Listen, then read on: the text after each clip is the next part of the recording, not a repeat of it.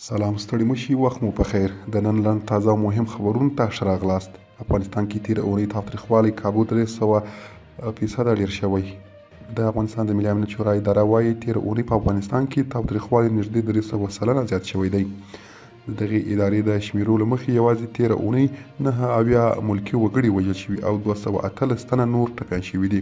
بلخوا د افغانستان په بېلابېلو برخو کې نښتې او جګړې شوي چې پکې د جګړې ښکېلو خواوو لسګونه کسانو ته مرګ ژوبله اوښتې. خلیلزاد وایي د بین الافغاني خبرو لپاره پر نوې نیټې بحث روان دی.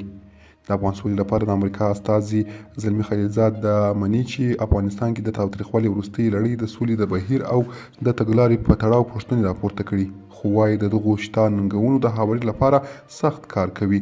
ښاغلي خلیلزاد چې د ویډیو کنفرانس له لارې یې خبریالانو سره خبرې کولې وویل د افغانانو خپلمنځي ناستې لپاره پر یوې نوې نیټې خبرې روانې دي. نوموړي یو ځل بیا په ډاګه کړه چې امریکا غواړي د افغانانو خپلمنځي ناسته څومره ژر چې شونې وي پیل شي، ځکه په وینا یې د افغانانو ترمنځ ناسته افغانستان کې د تلپاتې سولې یوازینۍ لار ده.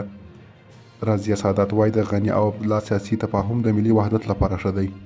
په ولسي جرګه کې د پکتیا د خلکو استازي رضیه سادات منګل وایي چې د ډاکټر غني او ډاکټر عبدالله ترمنځ که سیاسي تفاهم کېږي د افغانانو ملي وحدت لپاره ښه دی، ترڅو راتلونکي لپاره یو غږ ولرو. رضیه سادات منګل په خپله فیسبوک پاڼه په یو پوسټ کې دا خبرې کړې دي او د ولسمشر غني او عبدالله ترمنځ یې سیاسي جوړجاړی د هیواد لپاره ښه بللی دی.